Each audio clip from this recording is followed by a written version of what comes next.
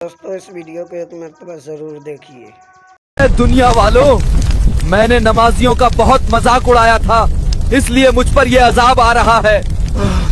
एक छोटे से गांव में एक नौजवान रहता था। देखने में बिल्कुल आम लड़कों जैसा, मगर आदतों से बिगड़ा हुआ। शराब पीना, जुआ खेलना और गुनाहों में वक्त गुजारना उसकी रोज की जिंदगी थी। नमाज से उसका कोई रिश्ता नहीं था। साल भर मस्जिद की तरफ देखता भी नहीं था। लेकिन जैसे ही रमजान का महीना करीब आता, रमजान से 5-6 दिन पहले ही अचानक नमाज पढ़ना शुरू कर देता। रोजे रखता और मस्जिद में पहली सफ में खड़ा दिखाई देता ताकि लोग उसे दीनदार समझें। मगर उसके अंदर एक और बुरी आदत थी। वो खुद इबादत पर ध्यान नहीं देता था, बल्कि नमाज में खड़े होकर लोगों को देखता रहता।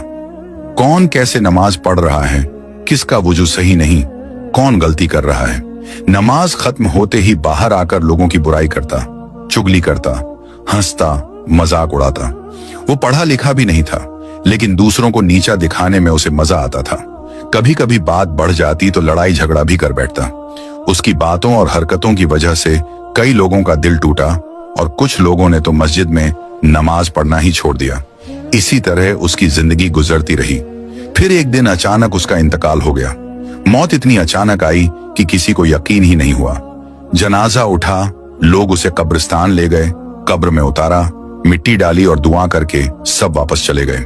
कब्र बंद होते ही अंदर 2 फरिश्ते आए, मुनकर और नकीर, हैबतनाक चेहरे, गरजती आवाज। उन्होंने उसे बैठाया और सवाल किए, तुम्हारा रब कौन है? वो चुप।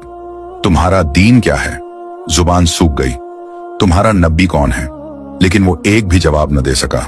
फरिश्ते सख्ती से बोले, तूने लोगों को सताया, उनका मजाक उड़ाया, उन्हें मस्जिद से दूर किया, उनके दिल तोड़े। अब तुझ पर बहुत दर्दनाक अजाब आएगा।